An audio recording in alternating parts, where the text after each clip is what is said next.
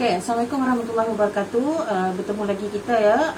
Dah lama sangat rasanya tak buat video sebab kebetulan saya dan keluarga diuji dengan COVID. Mula-mula anak saya 3 orang, betul saya, suami saya. Jadi itu yang lama sangat saya berehat daripada membuat video. Jadi hari ini sebab ramai sangat yang minta untuk saya kongsikan cara saya membuat cecair mandian. Jadi teruskan bersama saya.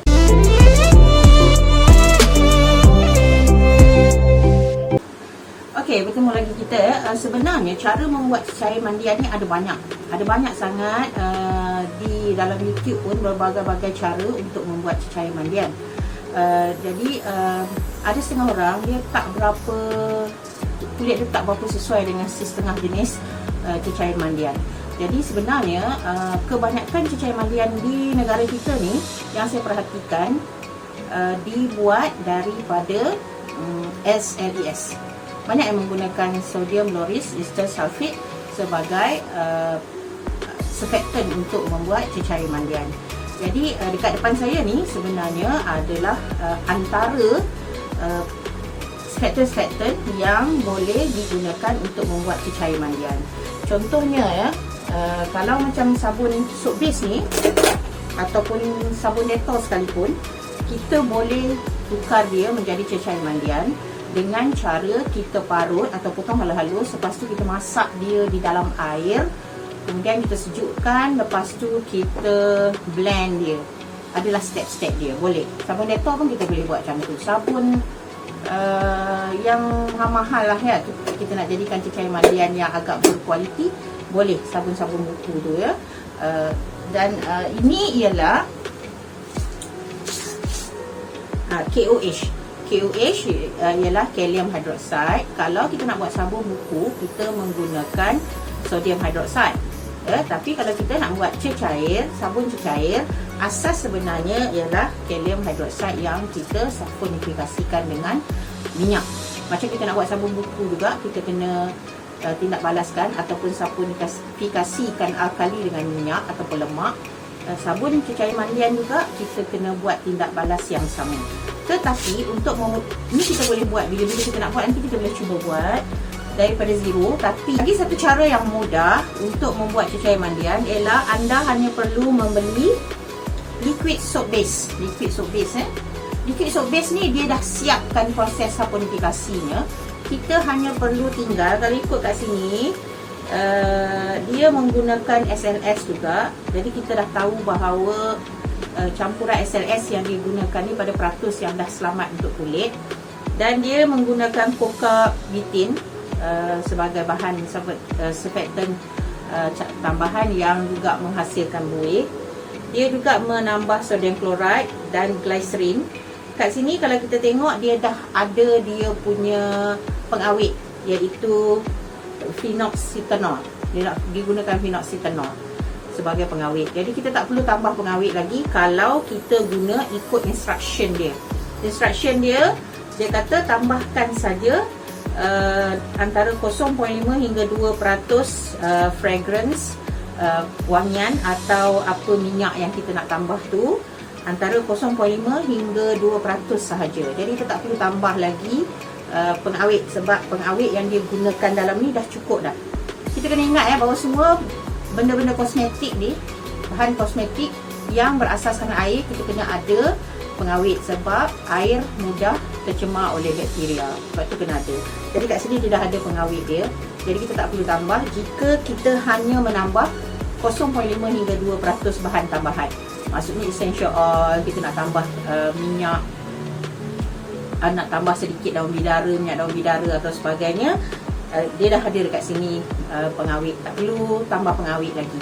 Tapi jika kita nak tambah banyak lagi bahan tambahan, kita nak buat mandian bidara, kita nak bubur jus bidara misalnya, kita ambil daun bidara, kita blend, lepas tu kita nak tambah, dia akan jadi sedikit cair. Bila jadi sedikit cair, kita kena tambah 2 bahan lagi, iaitu kita kena tambah pengawet tambahan 1% daripada jumlah cecair yang kita tambah tadi tu. Dan kita kena tambah juga pemekat, sama ada kita nak guna xanthan gum ke, ataupun sup thickener dia banyak jual kat pasaran, ataupun kita nak gunakan garam. Ya, tadi ada kawan kata dia nak cuba guna garam bukit. Okey, tak apa, cubalah guna garam bukit ya. Jadi kalau kita buat tambahan yang banyak, maksudnya kita nak gunakan macam ni 1 kilo sup base, kita nak tambah 1 kilo air, maka kita kena tambah pengawet. Untuk 1 kilo air yang kita tambah tu, kita kena tambah pengawet dan juga pemekat. Kalau kita hanya guna ini terus, kita hanya tambah pewangi, kita tak perlu lagi guna pemekat dan juga pengawet. Faham Ini sup base ni dah komplit lah. Boleh kita katakan dah komplit, kecuali dia tak ada bau-bauan dia. Jadi kita akan tambah bauan untuk suka kita sendirilah. Okey, ini sup base yang sepatutnya kita terus guna. Dia tak mahal sangat kan. Okey, seterusnya kita ada lagi satu untuk orang yang memang dia ada masalah kulit sensitif, tak tahan sabun ni sabun tu tak tahan, eloklah dia menggunakan ini olive oil soap base ataupun castor oil soap base. Ini adalah yang paling lembut lah pada kulit ya, sebab dia menggunakan castor oil, minyak jarak dan juga minyak olive, minyak zaitun sebagai bahan dia ya. Okey, dia dekat sini walaupun dia menggunakan potassium hydroxide, tapi kerana kehadiran minyak zaitun dan minyak jarak tu menjadikan dia sangat lembut pada kulit. Tapi mungkin ada orang yang kulit sensitif juga lah, saya tak pastilah. Kalau saya ni kulit tak berapa nak sensitif sangat, dari kecil asyik boleh kulit tanah kan, jadi semua bahan pun boleh. Tetapi walaupun yang ini agak mahal kerana kehadiran minyak zaitun dan juga minyak jarak, dia digunakan pada kadar 1:3 ya. Maksudnya satu bahagian soap base ni, satu bahagian liquid soap base ini boleh dicairkan sehingga 3 kali ganda. 1 kilo tambah lagi 3 kilo air, jadi kita akan dapat hasil 4 kilo. Yang ni special dia, walaupun dia agak mahal kerana kehadiran minyak-minyak berkualiti tu, dia juga boleh cair hingga banyak. Okey, itu adalah antara surfactant ataupun bahan yang kita boleh gunakan untuk membuat sabun cair kita. Kalau kita nak buat gel mandian, kita kena beli soap base yang daripada gel. Kita kena faham tu. Kita sekarang kita sebut jenama kan. So ni kita nak buat soap base. Jadi untuk hari ni ada ramai yang minta, cikgu boleh tak kalau tunjuk buat cecair mandian daripada daun bidara. Jadi hari ni saya nak buat cecair mandian dari daun bidara, dan saya akan menggunakan yang ini kerana yang ini boleh dicairkan sebanyak 1:3. Jadi saya akan buat hanya 100, saya hanya akan guna 100 gram soap base ni, dan saya akan campurkan dengan ni. Ini ialah daun bidara yang telah saya blend bersama-sama dengan daun limau purut. Ni ada kawan kita daripada YouTube juga, dia suggestkan cikgu kalau blend daun bidara masuk daun limau purut, bau dia jadi sedap. Memang sedap, bau daun limau purut tu memang sedap. Jadi saya dah blend siap-siap daun bidara bersama daun limau purut, dan saya dah tapis. Walaupun masih ada lagi yang kasar-kasar, tak apa, sebab kita pun seronok tengok dalam cecair mandian kita tu ada sikit-sikit yang kasar, bukan kasar sangat lah Jadi kita akan sukat. Saya akan ketepikan dulu semua ni.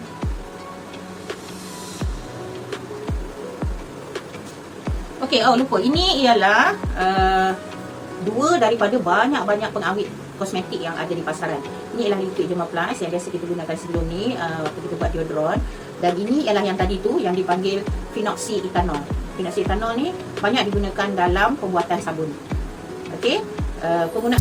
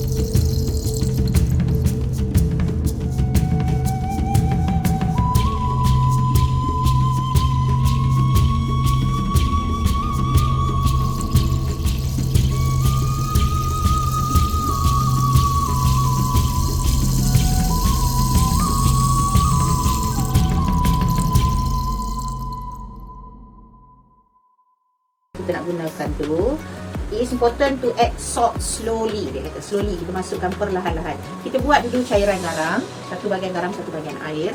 Lepas tu kita masukkan sedikit demi sedikit sehingga pekat yang kita nak. Kita tak boleh masukkan sekaligus sebab nanti katanya too much salt will cause the soap to turn watery. Nanti kalau terlebih pula akan menyebabkan sabun kita menjadi air. Jadi cair balik. Dia jadi macam reverse lah. Jadi kita tak boleh guna berlebihan. So kalau macam ni 400 cair, 0.5 untuk ini kita tambah sedikit saja lagi sebab ni pun memang dah ada dia punya pengawet. Pengawet dia dah cukup dah sebenarnya untuk 1:3 tu. Jadi kalau kita nak tambah, kalau kita risau, bolehlah kita tambah sedikit.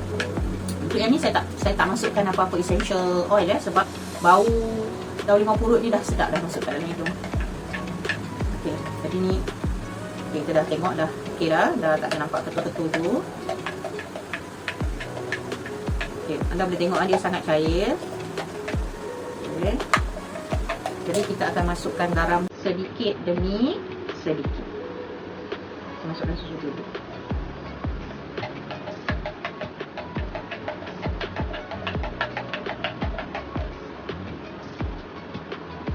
Hampas daripada perahan daun limau purut dengan daun bidara ni, kalau anda nak masukkan boleh juga sebenarnya kan. Kadang-kadang kita ada beli bahan-bahan di pasaran, kita tengok memang ada dia punya original, nak tunjukkan original dia kan, dimasukkan hampas-hampas sedikit.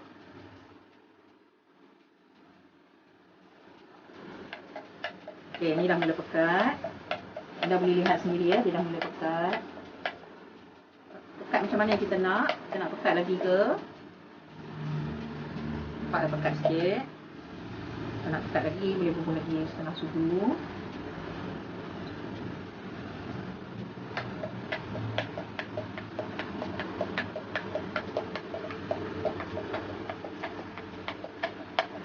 Kita pulanglah pada anda nak kepekatan yang macam mana.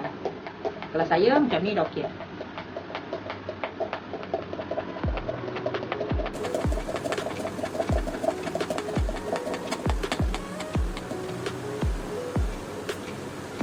Buih ni nanti lepas seketika dia akan hilang lah, dia akan elok jadinya lah.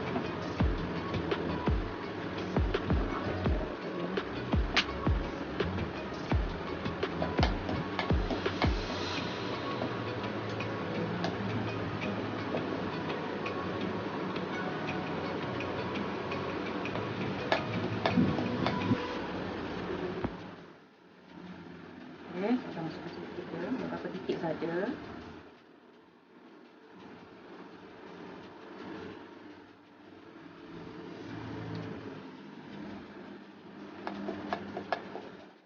Ini saya beli dekat DIY je ni.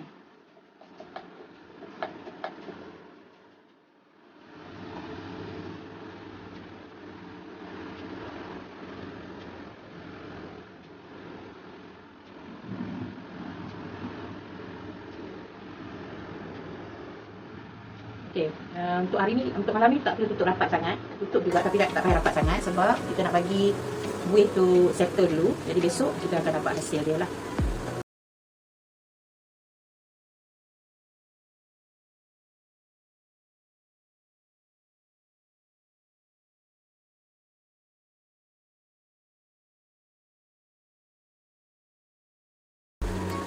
Okey, so macam itulah saja perkongsian saya terhadap sabun cair mandian bidara.